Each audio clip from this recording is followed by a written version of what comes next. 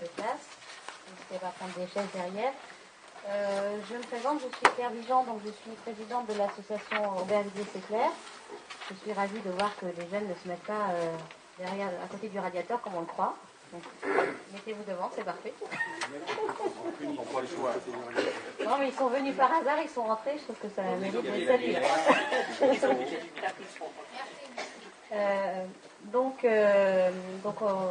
Bienvenue à ce débat sur l'éducation, qui est effectivement un sujet crucial, bien sûr d'abord pour notre territoire ici à Aubervilliers, puisque globalement pour la Seine-Saint-Denis, on est quand même un territoire où il y a un tiers des jeunes qui sortent sans diplôme, donc c'est quand même une problématique.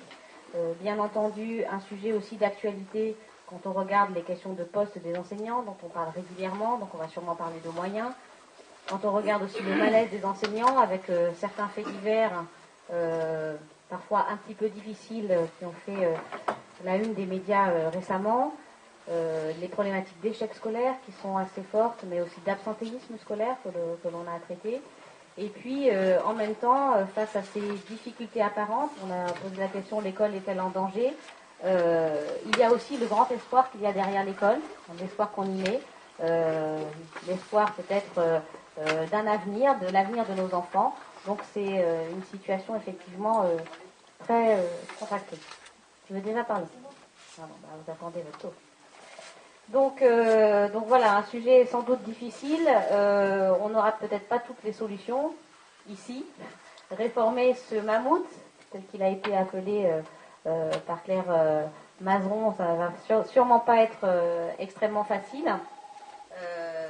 En tout cas, on a essayé pour cela de se dire que c'est sûrement en rassemblant un maximum d'acteurs d'horizons extrêmement différents qu'on trouverait sûrement les solutions les plus pragmatiques. Peut-être aussi essayer de trouver déjà des choses que l'on peut faire à notre niveau sans forcément révolutionner l'ensemble du système. Donc vous allez voir qu'on a organisé 2 mini-tables rondes. Une première vraiment plutôt, on va dire, dans les murs. L'école est-elle en danger, déjà par elle-même. On aura plusieurs introductions, plusieurs points de vue différents, plusieurs éclairages. Donc Pierre Morel, qui est, comme vous le voyez, secrétaire général du Haut Conseil de l'Éducation, qui est devant, excusez-moi.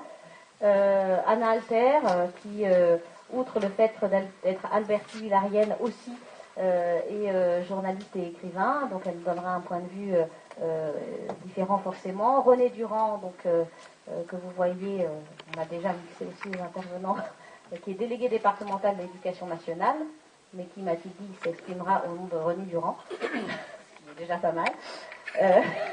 Il peut être très bavard.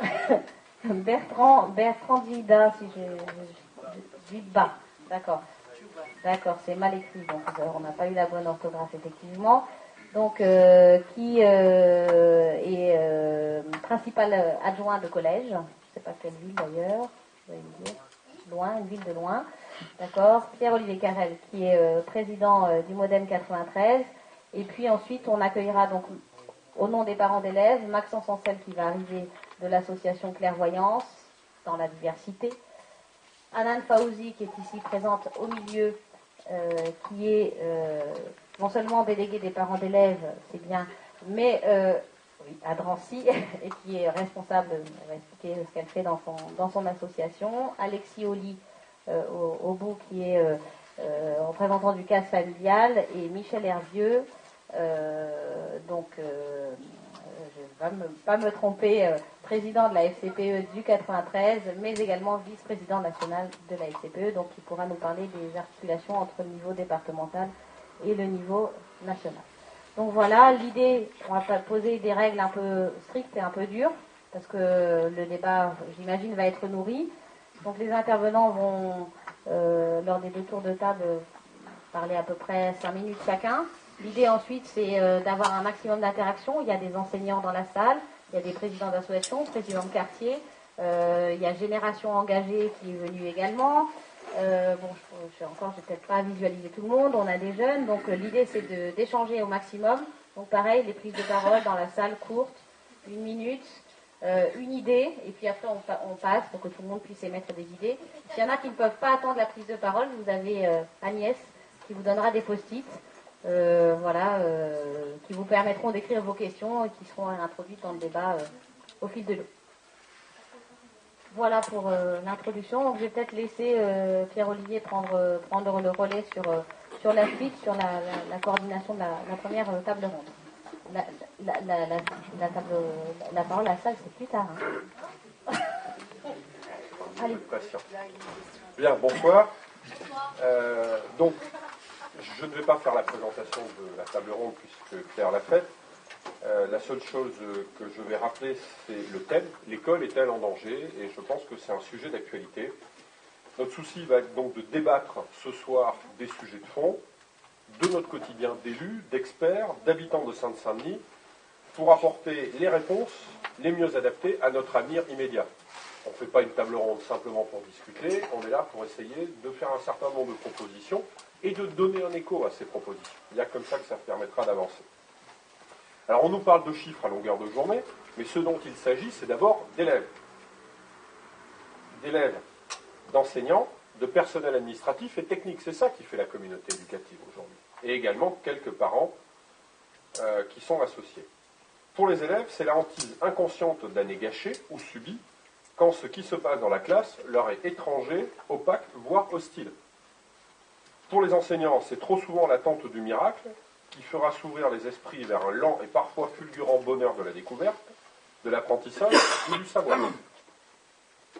Pour les personnels administratifs et techniques, c'est l'angoisse de la gestion de moyens attribués à Pierre en désignant Paul et en attendant que cela craque ailleurs. L'avenir de l'éducation en France et dans notre département, avec encore plus d'acuité pour ce qui est le département métropolitain le plus jeune de France, c'est l'apprentissage du savoir qui doit avoir un sens. Jamais depuis 100 ans au moins, l'école, ceux qui la font, ceux qui y sont, ne s'est sentie à ce point incomprise et rejetée, voire méprisée. Prise pour cible, et c'est par cette porte qu'il faut entrer aujourd'hui dans la réflexion d'urgence de l'école, une fois qu'on a bien posé le constat.